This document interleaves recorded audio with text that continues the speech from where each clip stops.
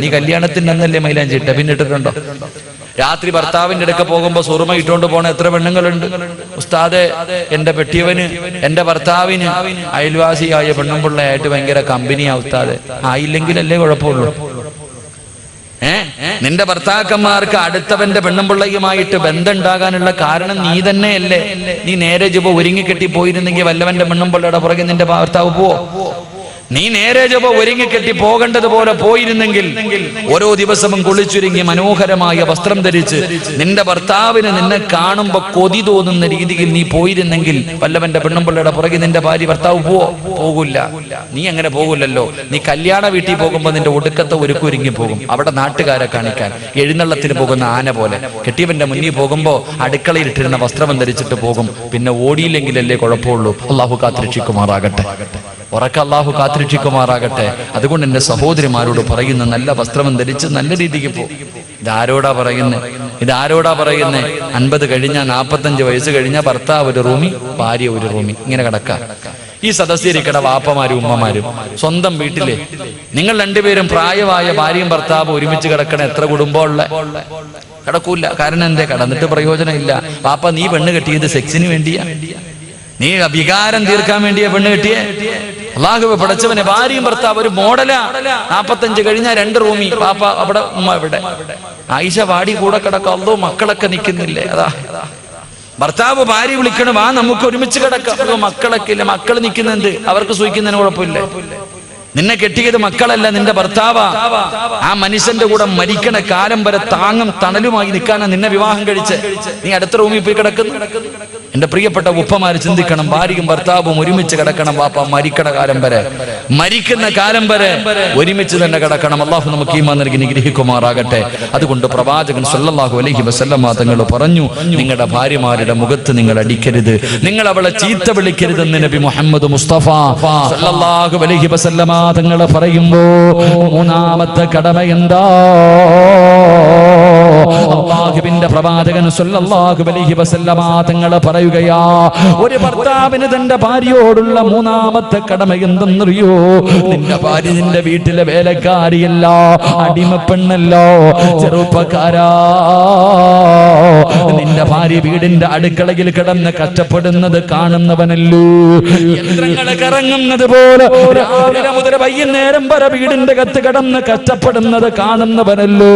അല്ലാഹുവിന്റെ റസൂല് പറയുന്നു, ഭർത്താക്കന്മാര് നിന്റെ ഭാര്യയെ സഹായിക്കട്. അടുക്കളയിൽ കിടന്ന് കഷ്ടപ്പെടുന്ന ഭാര്യയുണ്ടല്ലോ, സമയം കിട്ടുമ്പോ നീ അവളെ സഹായിക്കല് നിന്റെ കടമയാണെന്ന് നബി മുഹമ്മദ് മുസ്തഫ സല്ലല്ലാഹു അലൈഹി വസല്ലമ തങ്ങൾ പറയുമ്പോ, ഭർത്താക്കന്മാര് അടുക്കളയിൽ കയറുന്നത് കുറച്ചലാണെന്ന് കരുതല്ലോ. ആരാ പറഞ്ഞു തന്നത്? അടുക്കളയിൽ കയറിയാ നിന്റെ അഭിമാനം ഇടിയുമെന്ന് ആരാ പറഞ്ഞു തന്നത്? മോനെ, ഒരിക്കലും നിന്റെ അഭിമാനം ഇടിയുകയില്ല. ഭാര്യയുടെ ഹൃദയത്തിന്റെ അകത്ത് നിന്നെ കുറിച്ച് വല്ലാത്ത മതിപ്പാടാ. മഹാനായ നബി മുഹമ്മദ് മുസ്തഫ സല്ലല്ലാഹു അലൈഹി വസല്ലമ തങ്ങള് പടച്ചവനെ, പ്രവാചകൻ തന്റെ വീടിന്റെ അകത്തേക്ക് കടന്നു വരുമ്പോ തന്റെ ഭാര്യയായ ആയിഷ ബീബി റളിയല്ലാഹു തആല അൻഹ മാവ് കുഴച്ചുകൊണ്ടിരിക്കുകയാ. കുഴച്ചുകൊണ്ടിരിക്കുന്ന സമയത്ത് ആയിഷ ബീബി അങ്ങ് ഉറങ്ങിപ്പോയി. പ്രവാചകൻ വീടിന്റെ അകത്ത് വിശന്നുകൊണ്ട് ഓടി വരുമ്പോ കാണുന്ന കാഴ്ച എന്തെന്നറിയുവോ? ആയിഷ ബീവി ഇരുന്ന് ഉറങ്ങുകയാണ്. ഭക്ഷണം ഉണ്ടാക്കിയിട്ടില്ല. പ്രവാചകൻ എന്തേ ചെയ്തതെന്നറിയുവോ? ഉറങ്ങുന്ന ആയിഷ ബീവിയെ ഉണർത്തിയില്ല. മിണ്ടാതെ ചെന്നിട്ട് മാവിന്റെ പാത്രം അങ്ങെടുക്കുകയാ. അടുത്ത് ചെന്നിട്ട് അതാ മാവിന്റെ പാത്രം അങ്ങെടുക്കുകയാണ്. കൊണ്ടുപോയിട്ട് പ്രവാചകന് ഭക്ഷണം ഉണ്ടാക്കുകയാണ്. അവസാനം ഉറങ്ങുന്ന ഭാര്യയുടെ മുന്നിൽ ഭക്ഷണം കൊണ്ടുവച്ചിട്ട് പ്രവാചകൻ ഇങ്ങനെ കാത്തിരിക്കുകയാ. പക്ഷേ ആയിഷ ബീവി ഉണരുന്നില്ല. അവസാനം അല്ലാഹുവിന്റെ റസൂല് വിളിച്ചു, ആയിഷ എഴുന്നേക്ക്, ആയിഷ ഭക്ഷണം കഴിക്കുക, ആയിഷ. യാ റസൂലല്ലാഹ്, എന്തേ നബിയേ എന്നെ വിളിക്കാഞ്ഞത്? ഞാൻ ക്ഷീണം കാരണം ഉറങ്ങിപ്പോയതാ. അല്ലാഹുവിന്റെ റസൂല് പറഞ്ഞു, ആയിഷ എല്ലാ ദിവസവും ഭക്ഷണം ഉണ്ടാക്കുന്നത് നീയല്ലേ, ഇന്ന് ഞാൻ ഉണ്ടാക്കാമെന്ന് കരുതി ആയിഷ ചെറുപ്പക്കാരാ, റസൂലുള്ളാഹിനെ കുറിച്ച് ആയിഷ ബീബി പറഞ്ഞത് എന്തെന്നറിയുമോ? എന്റെ ഭർത്താവുണ്ടല്ലോ, ഒട്ടകത്തിന് പുല്ലറുത്ത് കൊടുക്കുമായിരുന്നു, ആടിന്റെ പാല് കറക്കുമായിരുന്നു, എനിക്ക് ഭക്ഷണം വെച്ച് തരുമായിരുന്നു, എന്റെ വീടിന്റെ അകം തൂക്കുമായിരുന്നു, എന്റെ വസ്ത്രം കഴുകുമായിരുന്നു.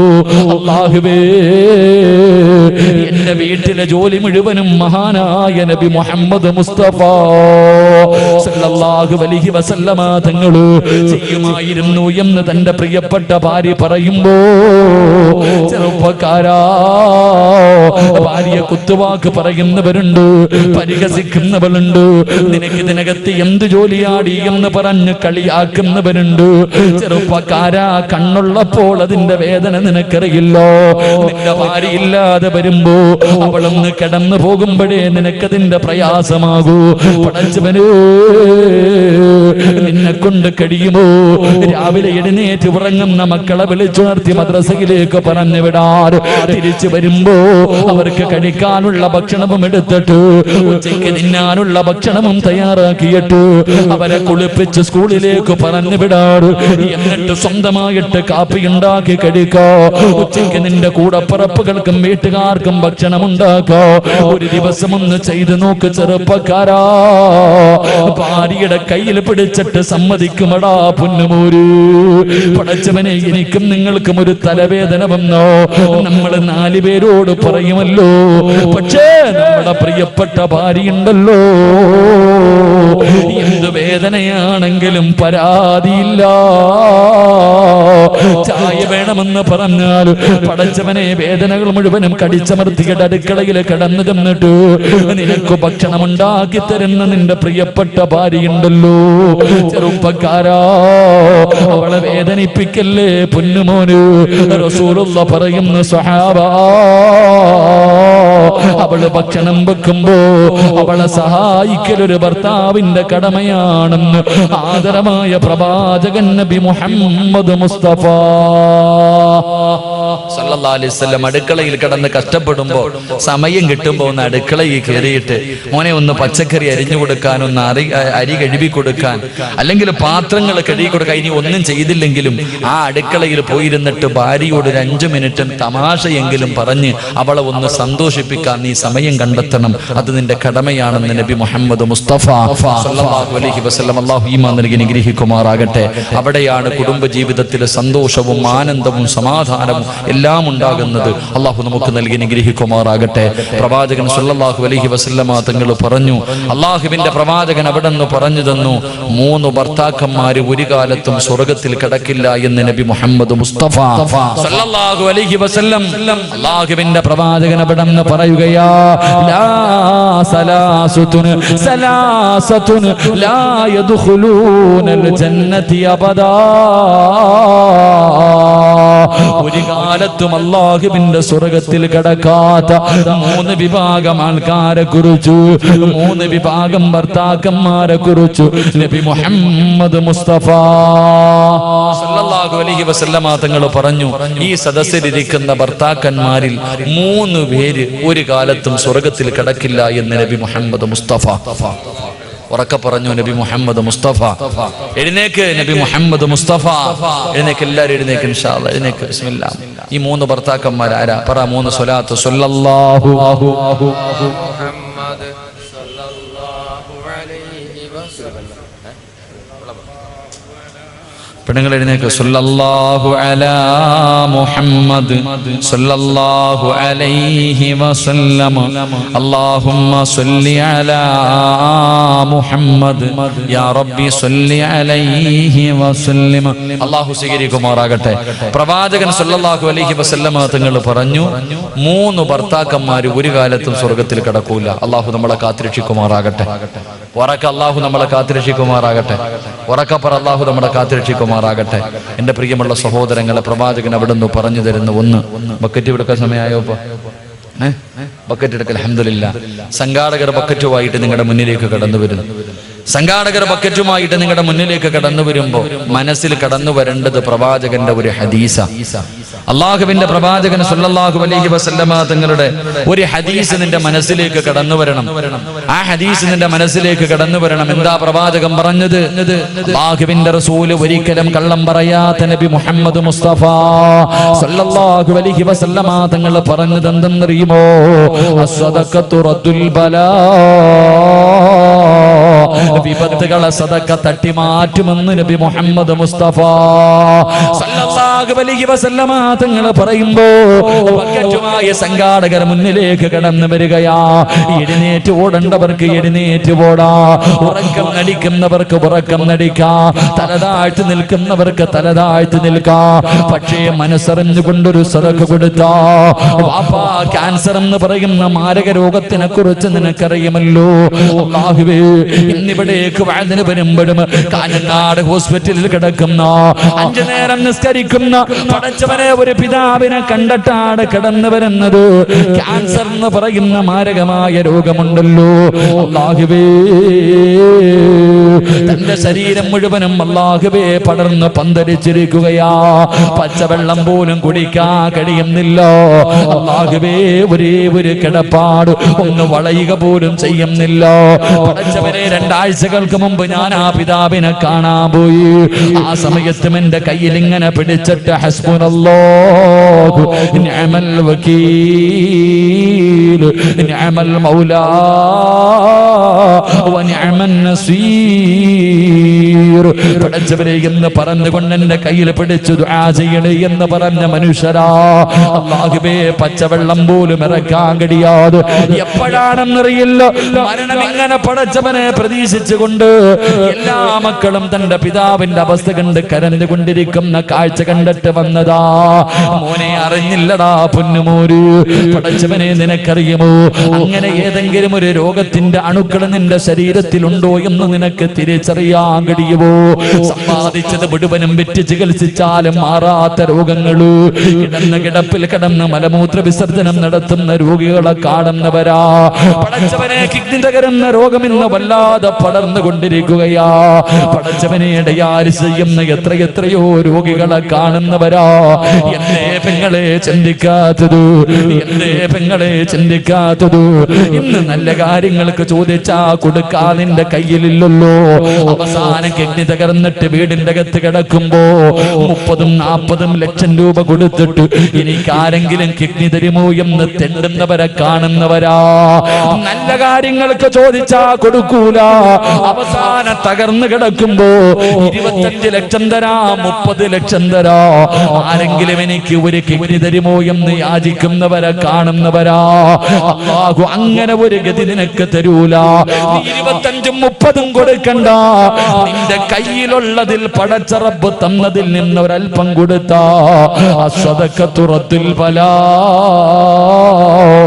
അങ്ങനെ ഒരു ഗതി അല്ലാഹു നിനക്ക് തരില്ലെന്ന് നബി മുഹമ്മദ് മുസ്തഫ സല്ലല്ലാഹു അലൈഹി വസല്ലമ തങ്ങൾ പറയുമ്പോ, കരുണക്കടലായ അല്ലാഹ്, പാവപ്പെട്ടവരെ സഹായിക്കുന്നവരാ തമ്പുരാറ്. ഒരു നേരത്തെ അന്നത്തിന് വകയില്ലാത്തവർ, ഒരു നേരം മരുന്ന് വാങ്ങാനില്ലാത്തവർ, കിടക്കാൻ ഒരു കൂരയില്ലാത്ത പാവപ്പെട്ടവരുടെ കണ്ണുനീരപ്പുന്ന മക്കളാ അല്ലാഹ്. ആരെല്ലാം മനസ്സറിഞ്ഞുകൊണ്ടൊരു സദഖ കൊടുക്കുന്നു. ഇവരെ നീ കൈവിടല്ലേ അല്ലാഹ്, ഇവരെ നീ കൈവിടല്ലേ അല്ലാഹ്. ഇവരുടെ ജീവിതത്തിൽ ഖൈറും ബറക്കത്തും ഐശ്വര്യവും നൽകണേ അല്ലാഹ്. ഈ സദഖ അതിനൊരു സബബാക്കണേ റബ്ബേ. അല്ലാഹു സ്വീകരിക്കുമാറാകട്ടെ. മനസ്സറിഞ്ഞിട്ടൊരു സദഖ കൊടുക്ക്. ഇത് കൊടുത്താ നിനക്ക് എന്തെങ്കിലും രോഗം ഉണ്ടെങ്കിൽ അല്ലാഹ് മാറ്റിത്തരും.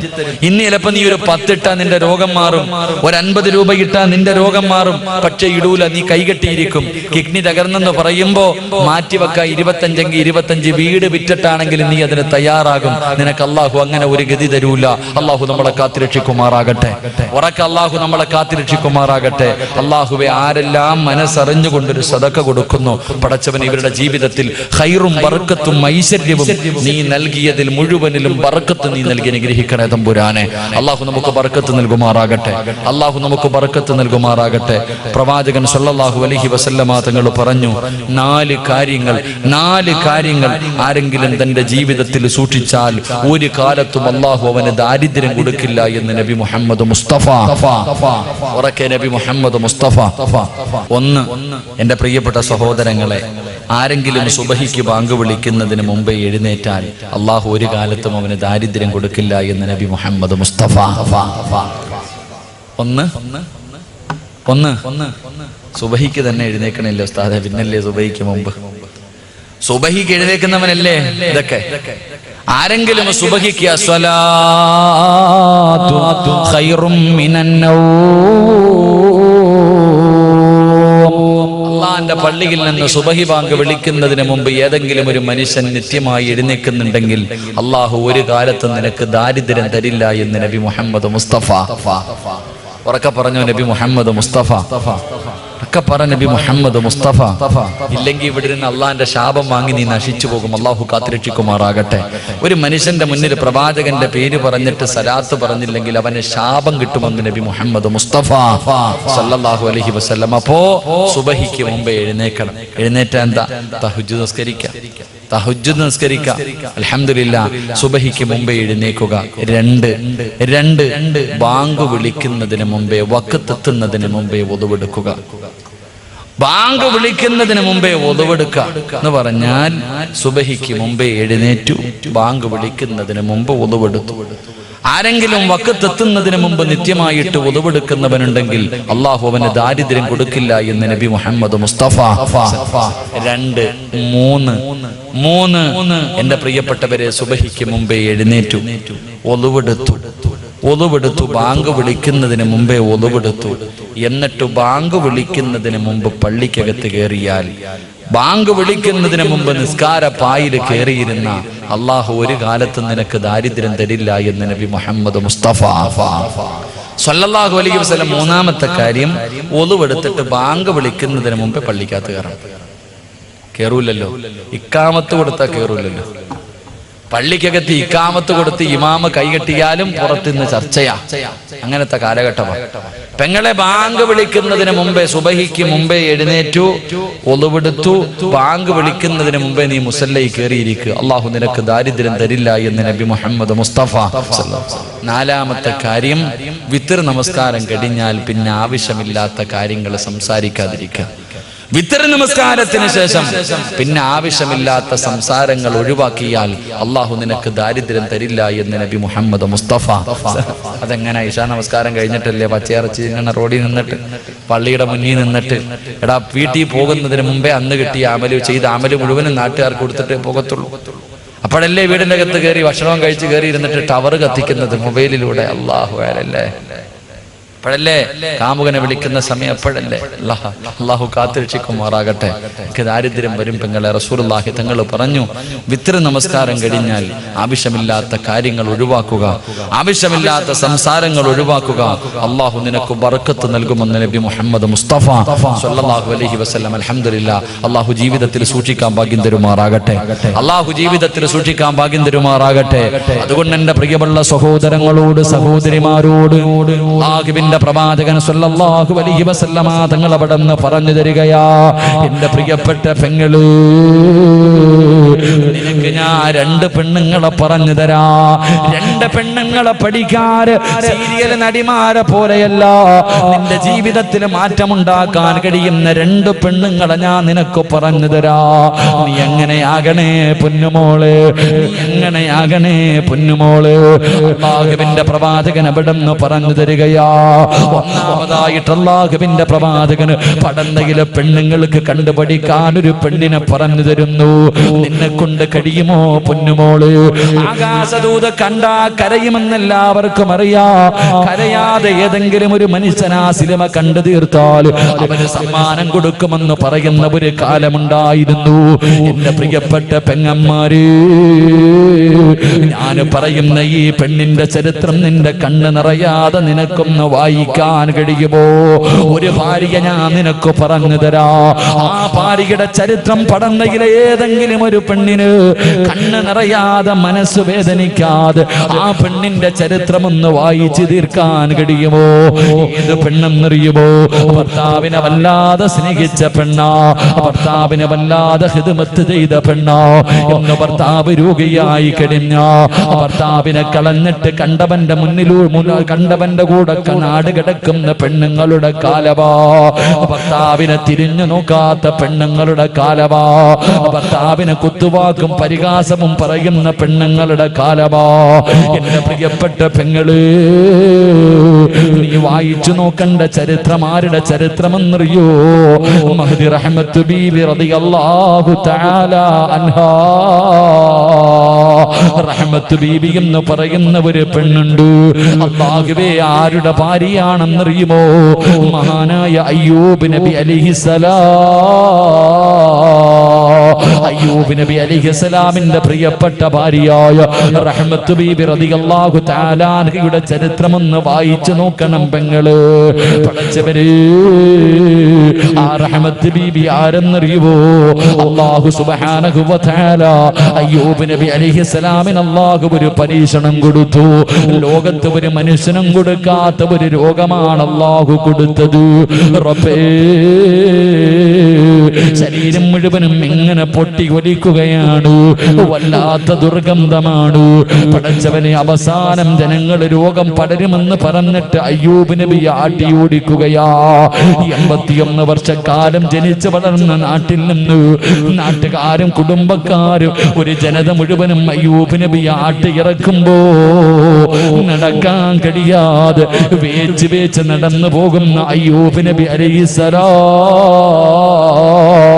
ഓടി വന്ന് കയ്യിൽ പിടിച്ചിട്ട് റഹ്മത്തെന്ന് പറയുന്ന ഭാര്യ അവിടെന്ന് പറഞ്ഞു, നബിയേ, അവസാനം വരെ ഞാൻ കൂടെയുണ്ട് നബിയേ.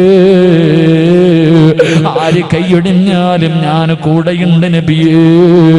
അയ്യൂബ് നബി അലൈഹിസ്സലാമിന്റെ കയ്യിൽ പിടിച്ചുകൊണ്ട് റഹ്മത്ത് ബീബി റളിയല്ലാഹു തആല നടക്കുകയാ. പെങ്ങളെ, ഒരാളും അയ്യൂബ് നബിയുടെ അടുത്ത് വരുന്നില്ല. കാരണം വല്ലാത്ത ദുർഗന്ധമാണ്. നടക്കാൻ കഴിയുന്നില്ലോ. അയ്യൂബ് നബിയുടെ മാംസങ്ങൾ ഇങ്ങനെ ഇളകി താഴെ വീഴുകയാ. എല്ലുകൾ വെളിയിൽ കാണുകയാ. പടച്ചവനെ, റഹ്മത്ത് ബീബി ചെയ്തതെന്തെന്നറിയോ?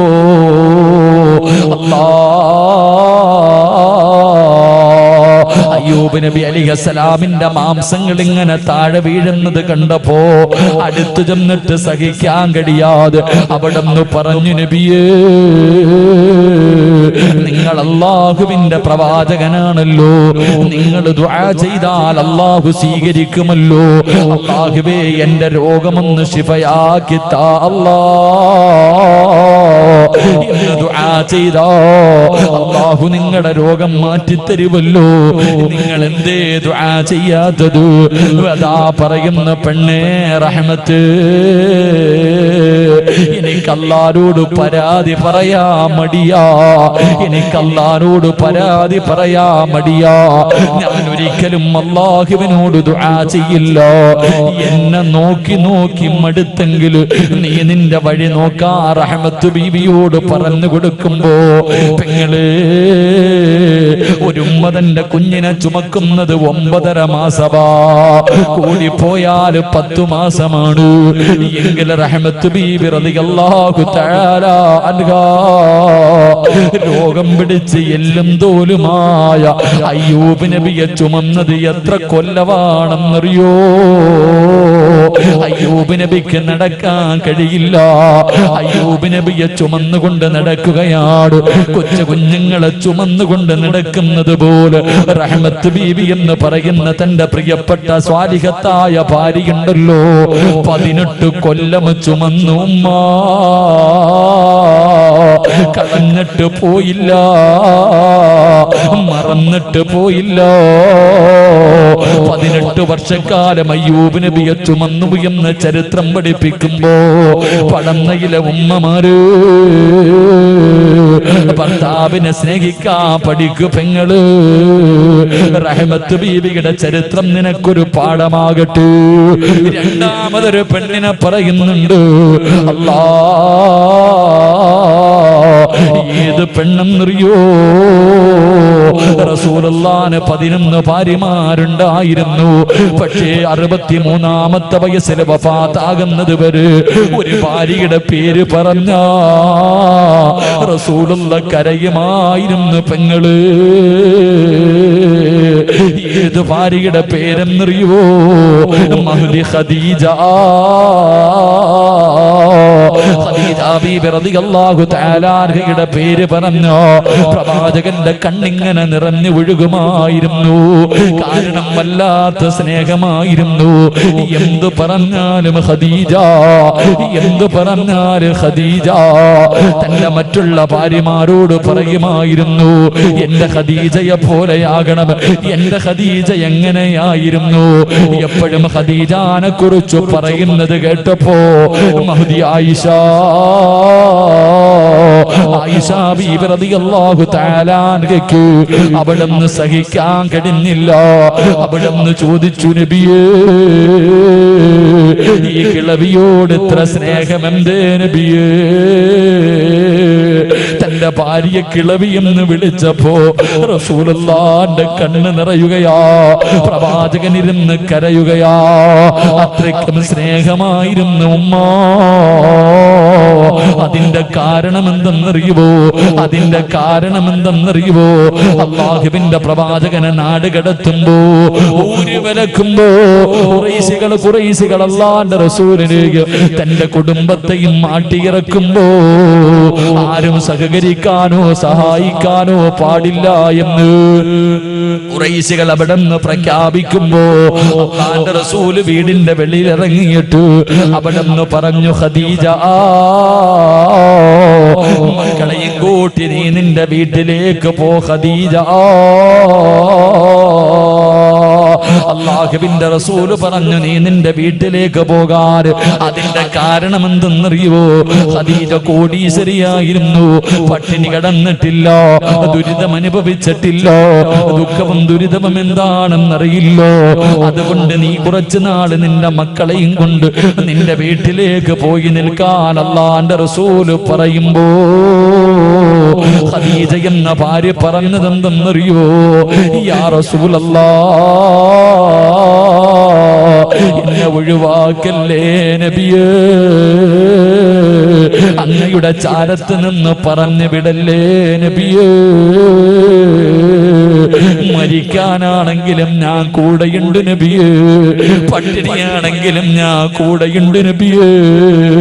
മരണസമയം വരെ, എന്റെ അവസാന നിമിഷം വരെ എനിക്ക് അങ്ങയുടെ കൂടെ നടക്കണം യാ റസൂലല്ലാഹ് എന്ന് പറഞ്ഞുകൊണ്ട് ശൈബ് അബീ താലിബിന്റെ മലഞ്ചെരുവില് ചെന്നിട്ട് പച്ചില പറിച്ചു തിന്ന പെണ്ണാണ് ഖദീജ. കീറിക്കടക്കാൻ കൂരയില്ലാതെ കെട്ടിയതിന്റെ അകത്ത് കിടന്ന് ജീവിച്ചവളാണ് ഖദീജ. മക്കളെ പോറ്റിയവളാണ് ഖദീജ. ഉള്ളത് കൊണ്ട് തൃപ്തിപ്പെടാൻ പഠിച്ചവളാണ് ഖദീജ. എന്റെ പ്രിയപ്പെട്ട പെങ്ങന്മാര്, നീ റോൾ മോഡലാക്കേണ്ടത് ഖദീജ ബീവിയോ? ആ ഖദീജ ബീവിയുടെ ചരിത്രം വായിച്ചു നോക്കണം പെങ്ങള്.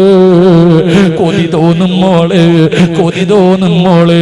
അതുകൊണ്ട് പടന്നയിലുള്ള ഭാര്യ ഭർത്താക്കന്മാരോട് നിങ്ങൾ എങ്ങനെയാകണമെന്ന് പറഞ്ഞിട്ട് ദുആ ചെയ്ത് പിരിയാ പോവുകയോ? നിങ്ങൾ എങ്ങനെയാണ് ജീവിക്കേണ്ടതെന്നറിയോ? മഹാനായ നബി മുഹമ്മദ് മുസ്തഫ സല്ലല്ലാഹു അലൈഹി വസല്ലമ തങ്ങളുടെ മുന്നിലേക്ക് മുഖറബുൽ അംലാക്ക് മലക്ക് ജിബ്രീൽ ജിബ്രീൽ അലൈഹിസ്സലാം ഇറങ്ങി വന്നിട്ട് അവിടുന്ന് ചോദിക്കുന്നു, നബിയേ ഖദീജ ബീവി എവിടെ നബിയേ? ഖദീജ ബീവി എവിടെ നബിയേ? എന്തേ ജിബ്രീല് എന്റെ ഖദീജാനെ തിരയുന്നത് എന്താണ്? യാ റസൂലല്ലാഹ്, ഖദീജ വരുമ്പോ ഒരു സന്തോഷ വാർത്ത പറയണം നബിയേ. എന്താണ് സന്തോഷ വാർത്തയെന്നറിയുമോ? യാ റസൂലല്ലാഹ്, ഖദീജയ്ക്ക് സ്വർഗ്ഗത്തിലൊരു മുത്തിന്റെ കൊട്ടാരമുണ്ട് നബിയേ. ഖദീജ ബീവി റളിയല്ലാഹു തആല അൻഹയ്ക്ക് സ്വർഗ്ഗത്തിൽ ആരും ശല്യം ചെയ്യാത്ത ഒരു ഭാഗത്ത് ഒരു മുത്തിന്റെ കൊട്ടാരം അല്ലാഹു കൊടുത്തിട്ടുണ്ട്. എന്തിനാണെന്നറിയുമോ? പടന്നയിലെ ഉമ്മമാരെ, ഖദീജ ബീവിക്ക് സ്വർഗ്ഗത്തിലൊരു മുത്തിന്റെ കൊട്ടാരം കിട്ടാറുള്ള കാരണം എന്തെന്നറിയുമോ? അല്ലാഹ് 25 കൊല്ലം അല്ലാഹുവിന്റെ റസൂലിന്റെ ഭാര്യയായി ജീവിച്ചു. 25 വർഷം അള്ളാന്റെ റസൂല് വിവാഹം കഴിച്ചത് 25ാമത്തെ വയസ്സില്. തന്റെ ഭാര്യയുടെ വയസ്സ് 40 വയസ്സായിരുന്നു. 40 വയസ്സുള്ള ഖദീജ ബീവിയാണ് 25കാരനായി നബി മുഹമ്മദ് മുസ്തഫ സല്ലല്ലാഹു അലൈഹി വസല്ലമ തങ്ങളെ വിവാഹം കഴിച്ചത്. അവര് രണ്ടുപേരും ഒരുമിച്ച് ജീവിച്ചത് 25 കൊല്ലമാണ്. എന്തിനാ അല്ലാഹ് സ്വർഗ്ഗത്തിൽ ഒരു കൊട്ടാരം കൊടുത്തതെന്നറിയുമോ? അതും വെറും കൊട്ടാരമല്ല, സ്വർഗ്ഗത്തിന്റെ ഒരു ഭാഗത്ത് അല്ലാഹുവേ ഒരു മുത്തുകൊണ്ടുണ്ടാക്കിയ ഒരു കൊട്ടാരം അല്ലാഹു കൊടുത്തു. എന്തിനാ? പടന്നയിലെ പെങ്ങളെ, ഭർത്താവിന്റെ മുന്നിൽ ശബ്ദമുയർത്താത്തതിനാ. 25 കൊല്ലം അല്ലാഹുവിന്റെ റസൂലിന്റെ കൂടെ ജീവിച്ചിട്ട് ഒരിക്കൽ പോലും പ്രവാചകന്റെ മുന്നിൽ ശബ്ദമുയർത്തി സംസാരിച്ചിട്ടില്ല മഹ്ദി ഖദീജ. അതിന് അല്ലാഹു കൊടുത്ത പ്രതിഫലമാണെന്ന് നബി മുഹമ്മദ് മുസ്തഫ സല്ലല്ലാഹു അലൈഹി വസല്ലമ തങ്ങൾ പറഞ്ഞു തരുമ്പോ, എന്റെ പ്രിയപ്പെട്ടവരെ, 25 കൊല്ലം രണ്ടുപേരും ജീവിച്ചു. 65 വയസ്സായി. 65 വയസ്സായി ഖദീജ ബീവി റളിയല്ലാഹു തആല അൻഹാ കുളിച്ചൊരുങ്ങിയിട്ട് പുതുവസ്ത്രവും ധരിച്ചിട്ട് 65 വയസ്സുള്ള ഉമ്മ കാത്തിരിക്കുകയാ. ഭർത്താവിന്റെ മണിയറയിൽ നിന്ന് മാറിക്കിടക്കുന്ന പടന്നയിലെ ഉമ്മയ്ക്കത് മനസ്സിലാകൂല.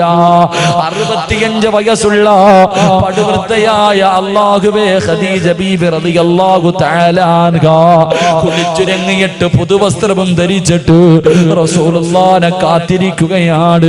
അതാ ലോകത്തിന്റെ നേതാവ് കടന്നു വന്നു, കഴിക്കാ ഭക്ഷണം കൊടുത്തു.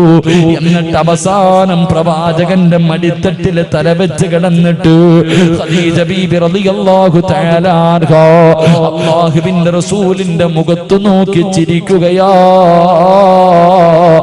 എന്തേ ഖദീജ എന്നെ നോക്കിയിട്ട് ചിരിക്കുന്നത്? എന്തേ ഖദീജ? യാ റസൂലല്ലാഹ്, എന്തൊരു പ്രകാശമാണ് നബിയേ. അല്ലാഹുവിന്റെ റസൂൽ ചോദിച്ച്, 25 കൊല്ലം കൊണ്ട് കാണുന്നതല്ലേ ഖദീജ?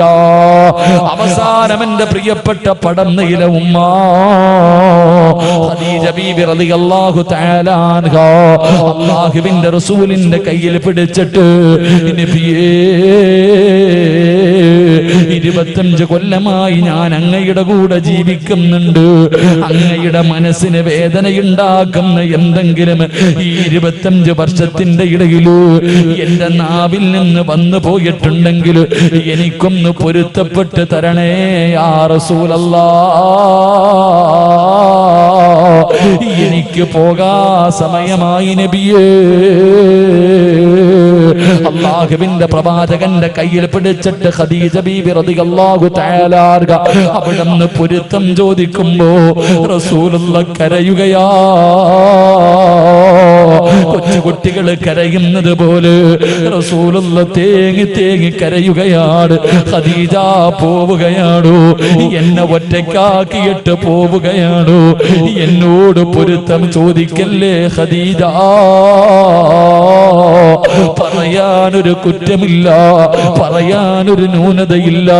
അള്ളാഹുവിന്റെ പ്രവാചകൻ അവിടെ നിന്ന് പറയുകയോ, ഈ 25 വർഷത്തിന്റെ ഇടയില് നിന്നെ കുറിച്ച് നല്ലതല്ലാതെ ഒന്നും പറയാനില്ല ഖദീജ.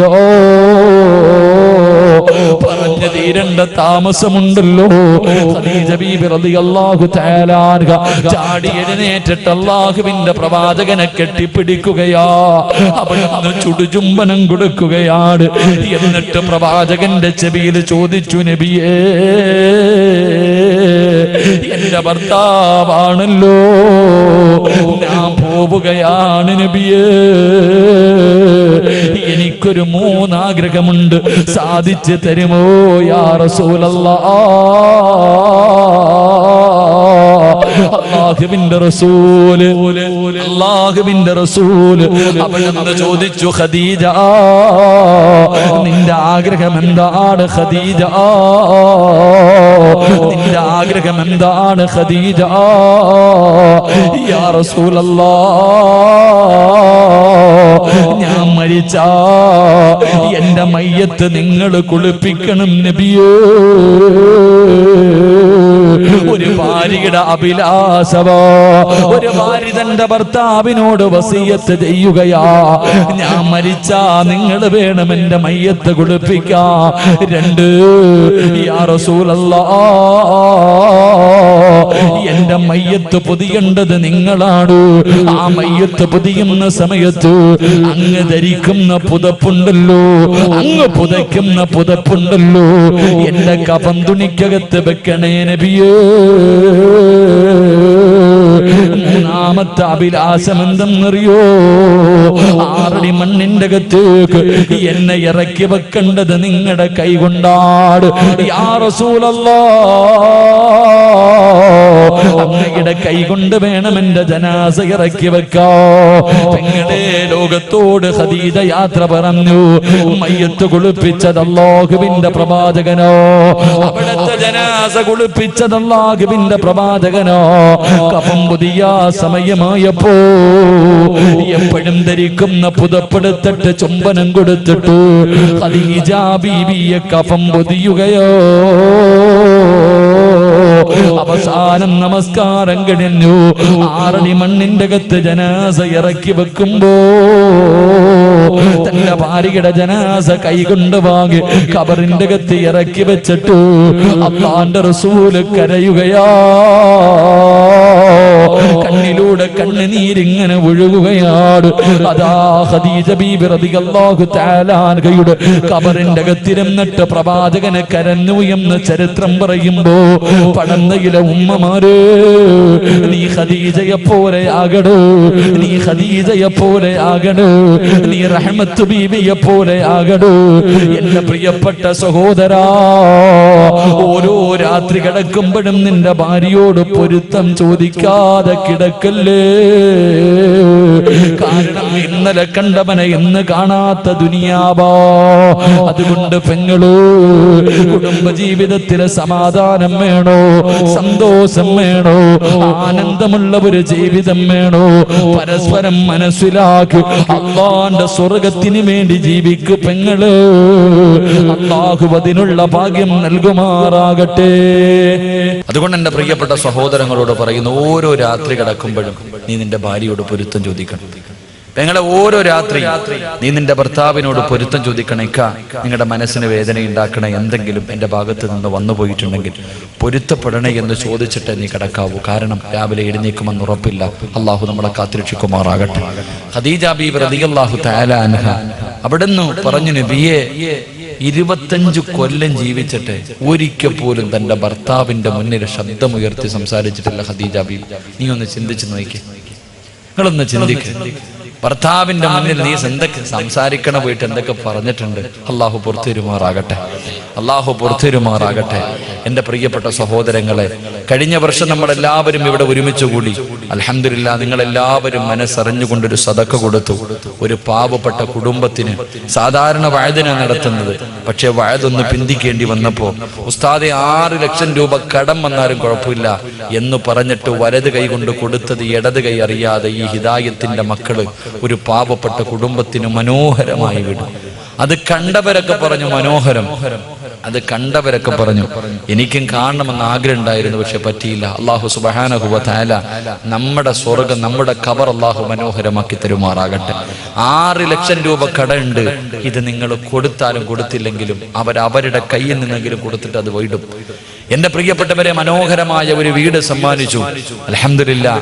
6 ലക്ഷം രൂപ കടത്തിൽ നിൽക്കുമ്പോഴും ഹിദായത്തിന്റെ മക്കൾ നിങ്ങളുടെ മുന്നിലേക്ക് അവരുടെ ഉമ്മയ്ക്കോ അവരുടെ വാപ്പയ്ക്കോ അവരുടെ ഭാര്യമാർക്കോ കൂടപ്പുറപ്പുകൾക്കോ വേണ്ടിയല്ല, കഷ്ടപ്പെട്ട ഈ നാട്ടിലെ ഒരു പാവത്തിനൊരു കൂര വെച്ചു കൊടുത്തതിന്റെ കടം വീട്ടാൻ ഉസ്താദെ എന്തെങ്കിലും കിട്ടുമെങ്കിൽ ഒന്ന് വാങ്ങിത്തരുക എന്നവർ പറഞ്ഞിട്ടുണ്ട്. നിർബന്ധിത പിരിവിനും അവർ നിർബന്ധിച്ചിട്ടില്ല. എന്റെ പ്രിയപ്പെട്ടവരോട് ഞാനൊരു സദഖ ചോദിക്കുകയാ. തരുന്നവർക്ക് തരാം, തരാതിരിക്കുന്നവർക്ക് തരാതിരിക്കാം. പെങ്ങളെ, നിന്റെ ശരീരത്ത് കിടക്കുന്ന ഒരു സ്വർണം നീ ഊരികെട്ടി പാവപ്പെട്ട പെണ്ണിന് വെച്ചുകൊടുത്ത വീടിന്റെ കടം വീട്ടി കൊടുത്ത അള്ളാഹു നിനക്ക് തരുന്ന പ്രതിഫലം ഞാൻ പറഞ്ഞു തരാം. നിനക്ക് ഞാൻ അള്ളാഹു തരുന്ന പ്രതിഫലം പറഞ്ഞു തരാം. അള്ളാഹു ഈമാൻ തരുമാറാകട്ടെ. അള്ളാഹു നമുക്ക് ഈമാൻ നൽകുമാറാകട്ടെ. ഈ ചരിത്രം കേട്ടിട്ട് നീ തീരുമാനിക്കൂ, ഊരി കൊടുക്കണോ വേണ്ടേ? നിന്റെ ശരീരത്ത് കിടക്കുന്ന ഒരു സ്വർണ്ണമോതിരം ഊരി കൊടുത്ത ആ പാവപ്പെട്ട കുടുംബത്തിന് വേണ്ടി വെച്ചുകൊടുത്ത വീടിന്റെ കടം വീട്ടുമെങ്കിൽ അള്ളാഹു നിനക്ക് തരുന്ന ഒരു പ്രതിഫലം ഞാൻ പറഞ്ഞു തരാം.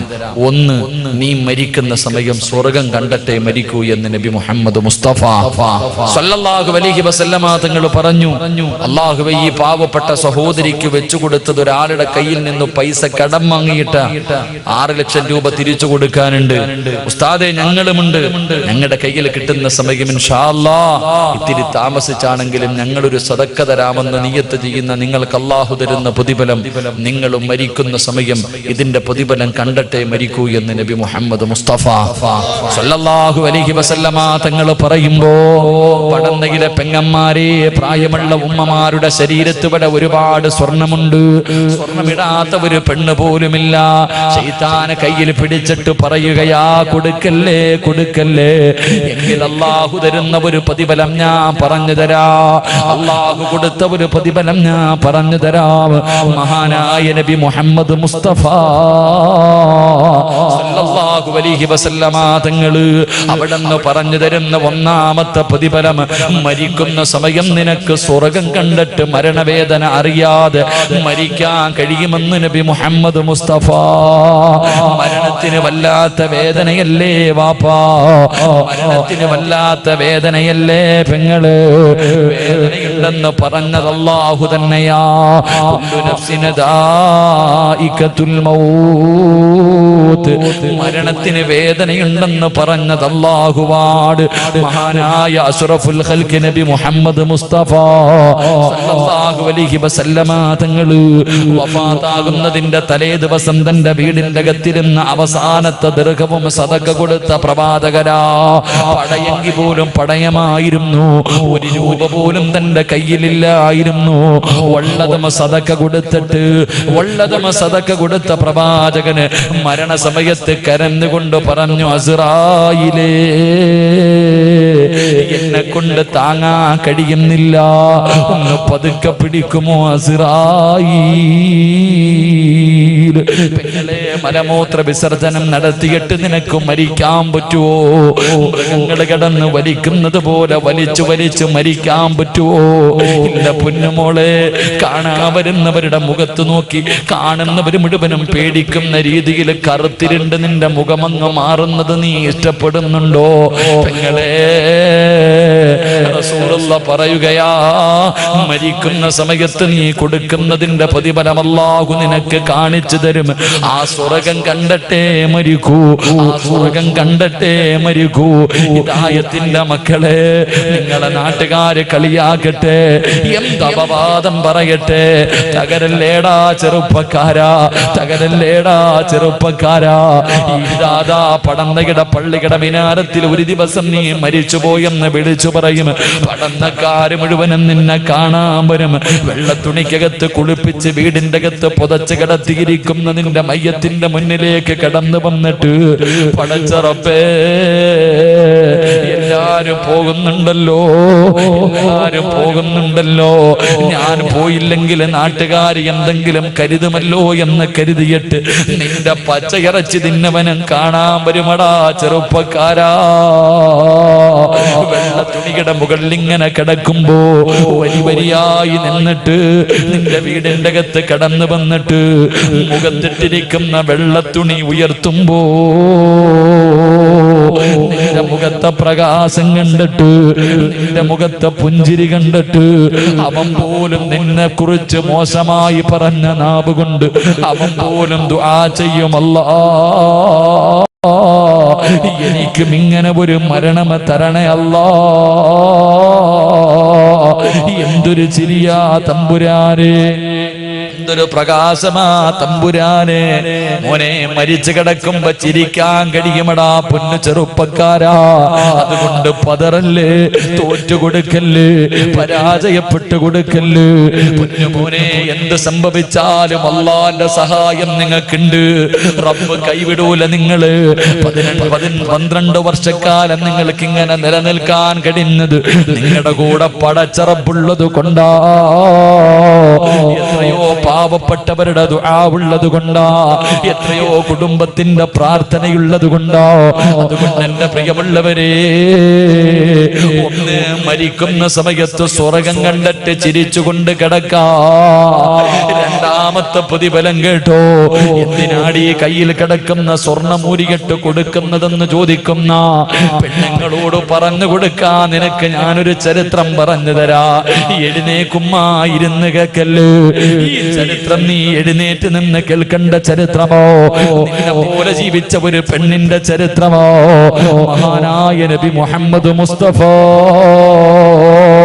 സല്ലല്ലാഹു അലൈഹി വസല്ലമ തങ്ങള് ഖദീജ ബീബി റളിയല്ലാഹു തആല അൻഹയുടെ ജനാസ ഖബറിന്റെ അകത്ത് ഇറക്കി വെച്ചു. ഖദീജ ബീബിയുടെ ജനാസ ഖബറിന്റെ അകത്ത് ഇറക്കി വെച്ചു. 3 കെട്ടുകളും അടിച്ചു മാറ്റി.